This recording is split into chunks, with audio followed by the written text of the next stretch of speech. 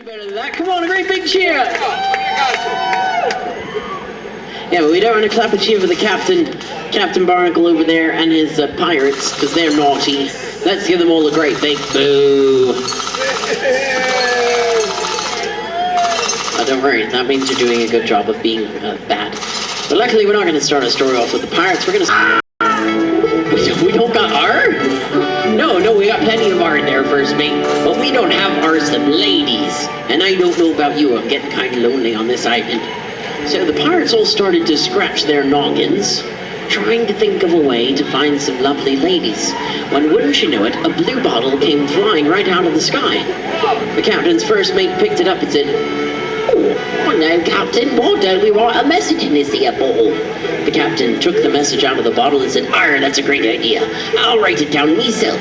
Alright, how does this sound, lads? Dear lovely ladies, we are smelly pirates." The pirates shook their heads no. They said, "Captain, that's a terrible idea. Say that we're handsome." "Okay, fine. Dear lovely ladies, we're handsome noblemen of good repute. Looking for some beautiful ladies to be our brides. Come join us on our private island. We got all the gold, money in the bank you could ever want. Sincerely, the wealthy nobleman." So we finished writing the message, stuffed it back into the bottle, and then the pirate with the strongest arm took hold of that blue bottle and threw it out into the ocean. There he goes. Wow! Good throw! The pirates watched the bottle sail away, when suddenly they smacked themselves on the forehead. They said, "Uh-oh, those ladies will be here in 3 months, and we got 6 months worth of dishes. Quick, back to the galley!" The pirates went running back to their ship, where they started scrubbing the dishes and tidying their bachelor's quarters.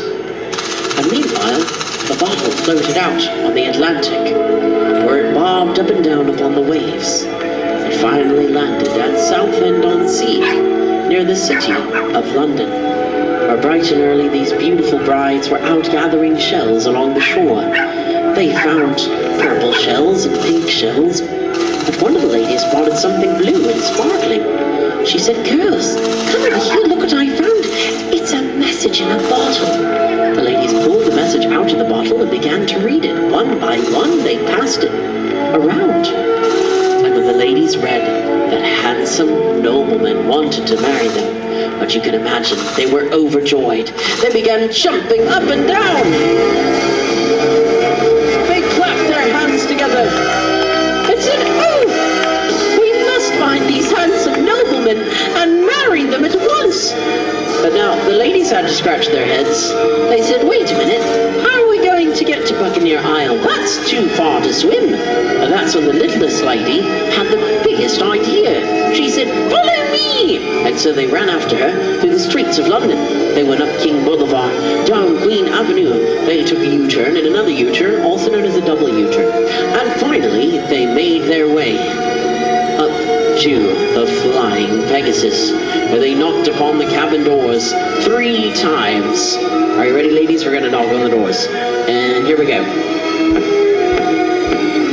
But who should step out but the tall, the brave, the handsome Captain Cavendish? Let's hear it for the captain, ladies and gentlemen.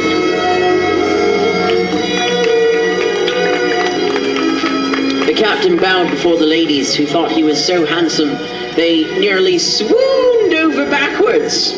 But they took 1 giant step.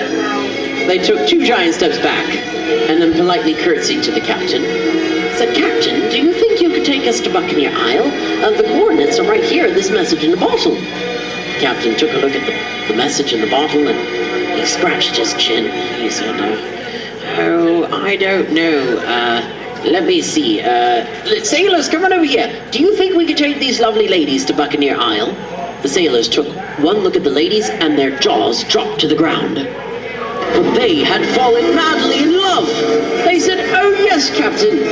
Don't you remember we're going to Florida on vacation to play golf? Buccaneer Isle's just along the way." The captain said, "Well, ladies, today's your lucky day.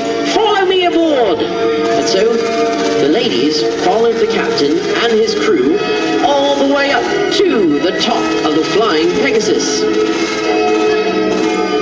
The captain barked out his orders. He said, "Sailors, hoist the sail! sails! The sailors started pulling on the ropes to hoist the sails up high. There they go. There we are. And so they sailed away. The ladies waved goodbye to all their friends and loved ones on the beach, and everybody waved back. But they didn't know if they were going to see them again. Yeah, you might not be seen again. Everything was going well. Why, the ship was rocking gently, the waves were sparkling, and the sun was shining. But on the third month of their adventure, everybody froze. They looked up into the north, and what did they see? Big, dark clouds on the horizon. This one sailor is very frightened. And then it happened. The storm of the century struck the Flying Pegasus. The ship began rocking back and forth, and the waves crashed in on them. But a giant wave smashed into the ship, throwing everyone to the starboard side, where they screamed. Another wave struck, throwing them to port side. They screamed even louder. Quickly, cried the captain, grab onto the mast. They ran and held on to the mast of the center. It rocked violently back and forth until a great gust of wind snapped the mast in half, throwing them overboard. Swim, cried the captain, swim for your lives. They started to do the front stroke. They did the back stroke. They did the doggy paddle. But it was no use. You see, they slowly sank down, down, down to Davy Jones' locker, where they folded their hands and prayed for a miracle. And wouldn't you know it, a school of mermaids came swimming by to the rescue. The mermaids said, follow us, we'll lead you to safety. Everyone got up and followed the dancing mermaids as fast as they could, faster through tangles of seaweed and treacherous waters, until the sailors and ladies collapsed on dry land, coughing and gasping for breath. Yeah, the mermaids started to swim back to their lagoon. And the mermaid, with the blue hair, said, wait just a minute. Do you see what we rescued? Why, those are shipwrecked sailors, our specialty. The mermaids came back down to the beach, where they started swinging their arms and wiggling their tails, singing their lovers' luring song. The sailors were instantly hypnotized. They jumped to their feet. Their arms stuck out in front of them like they were sleepwalking, and their eyes grew wider than the full moon. They followed the dancing mermaids back to their lagoon.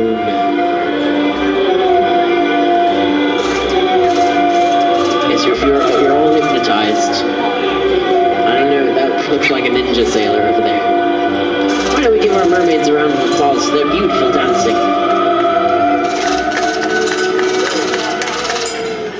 Now, as though things couldn't get any worse for our lovely ladies, who is looking through his spyglass the next morning but Captain Barnacle?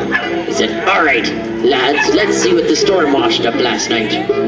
We got some driftwood, some lovely ladies, a giant squid, and... Oh, wait a minute! Lovely ladies! Why, look! Our bottle trick worked. There be our brides. Let's get 'em. But the pirate said, no, no, Captain, come over here. We've got a better idea. Why don't we tie the ladies up first so they get used to us? Oh, sounds like a good plan. So the pirates grabbed their favorite fishing net and tiptoed around the ladies all the way to the other side of the beach. And once they arrived, they crouched down behind a sand dune and prepared to pounce. And wouldn't you know it, at that very moment, out from the ocean came hundreds of flying fish! And a giant Alaskan salmon! Well, the pirates jumped out from behind the sand dune, and the pirates arred! Why don't we all help the pirates arred together? Ready? The pirates and everybody else arred! The ladies screamed! Pirates were flabbergasted. They were quite stunned. The ladies grabbed whatever fish they could find and started smacking the pirates on their heads. Go ahead, go hit them on the head with the fish. Now, these pirates have been hit by many things before, cutlasses and cutlery and cannonballs, but never had they been slapped silly with salmon, flattened by flounder, clobbered with clownfish, or gerfoppled by gefilte fish. Captain Barnacle and his crew were so dizzy, they spun around in a circle 3 times and fell crashing to the ground. Let's hear it for the brave, lovely ladies! The ladies took all the fish and piled it on top of the pirates. Yeah. And once they piled up all the fish, they came to the center of the beach. And they looked around. They noticed their sailors were missing. The ladies all huddled together in a circle. They held each other's hands and said, "Oh dear, what are we going to do? We've been shipwrecked on an island, attacked by pirates. Our sailors have abandoned us, and all that we have to eat is that smelly fish." The ladies put their heads into their hands and were about to weep, when suddenly they looked up, and what should appear but a unicorn. The unicorn spoke to the ladies' hearts, saying this: "Do not despair, for your sailors have not deserted you, but they need your help. They have been enchanted by the mermaids. But you must use the mermaids' one weakness against them, their vanity. Use your mirrors." And with that, the unicorn vanished. The ladies knew just what to do. They reached into their purses and held their mirrors up into the sunlight. In their sweetest voices, they called out, "Mermaids!" The mermaids came out to see who called them so sweetly. And when they saw the reflections for the first time in any mirror, they were instantly enchanted by their own beauty. The mermaids took the mirrors out of the ladies' hands, and some of the mermaids took 2 or maybe even 3 mirrors. They started fluffing up their hair, pinching their cheeks, and puckering their lips. But to get a better look at themselves, the mermaids came back to stand upon the rocks.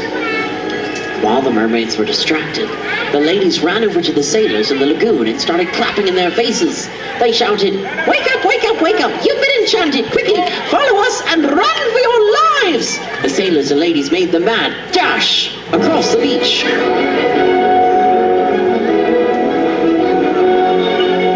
And once they got to the other side, they all sighed with relief.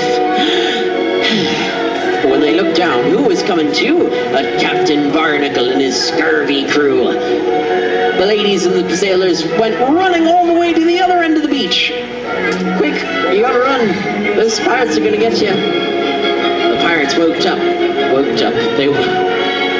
I'm fired. The pirates woke up. They wiggled their swords in the air, and they all shouted, "Arr!" Captain Barnacle came forward and said, "Hey you, Captain Cavendish, you got my ladies and I be wanting them back."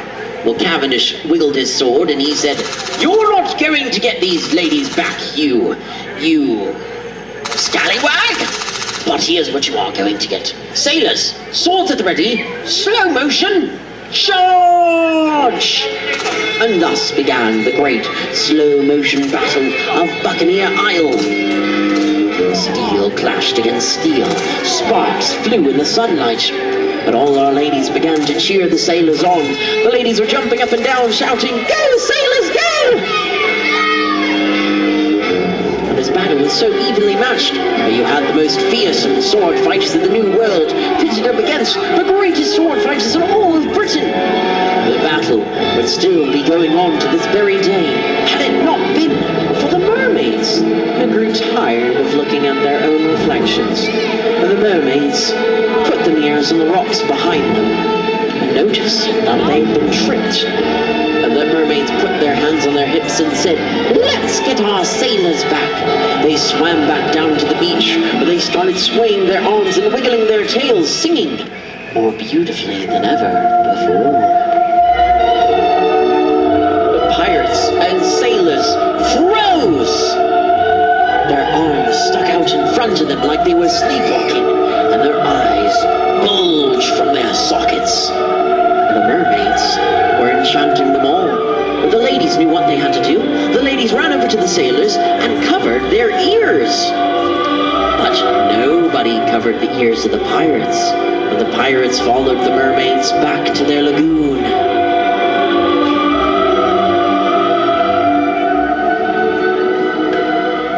Except for maybe that pirate. Doesn't know if he likes mermaids or not. The ladies let go of the sailors' ears. And here comes an important part of the story. Ladies, you want to line up next to me, this side of me, shoulder to shoulder, face that way. Sailors, you want to line up right over here, right across from the ladies. The sailors all knelt down upon one knee. They looked up into the eyes of the beautiful ladies, and they said, no, they didn't say sup, guys. No, that didn't happen. No, not in the story. They said this. Dear lovely ladies, twice now you have saved us from those mermaids, and we sailors have been thinking that no longer do we wish to sail the sea in search of beauty and adventure, for we have never found anything as more beautiful or adventurous than you. Lovely ladies of London, will you please marry us? The ladies put their hands over their hearts and smiles. They opened their mouths, stood on their tippy toes, took a great deep breath, and they said, no. The ladies are very pleased to say no. I'm very sorry, they said. We've already promised to marry some handsome, wealthy noblemen of good repute. The sailors were heartbroken. One of them had a bug on him. They all fell down and began to cry. Why don't we all help the sailors cry? Everyone just began to cry.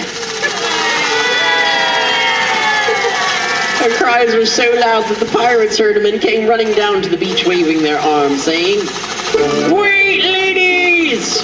Hold on! You're making a terrible mistake. Us pirates have a confession to make. There are no wealthy noblemen." The ladies folded their arms and said, "What do you mean, no wealthy noblemen?" Well, it was actually me and my crew that sent you a message in a bottle, and as you can see, we're not noble, we're just, smelly. Besides, we just proposed to the mermaids. Come on out here, my beautifuls, and they love us just the way we are. So you're free to marry whoever you like. The ladies said, well, in that case, brave sailors, we'll marry you after all. The sailors jumped to their feet. Okay, 3 of you can stay single. Does that make you happy? Maybe.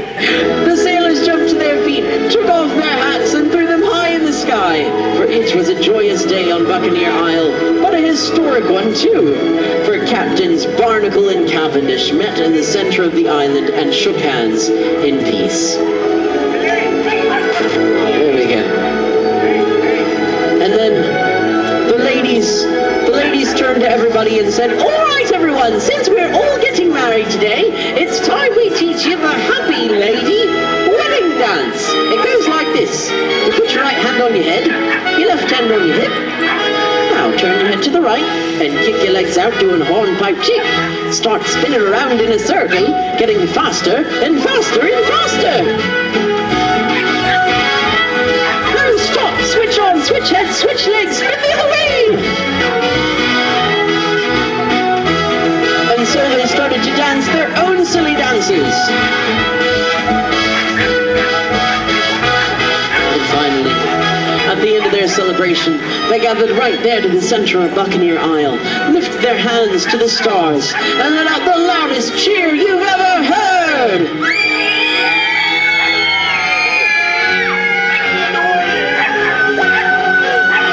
And then they turned to face the audience and took a great big bow to thunderous applause. Ladies and gentlemen, put your hands together for these marvelous actors and actresses. But keep bowing, they're still clapping for you. Keep clapping, they're still bowing.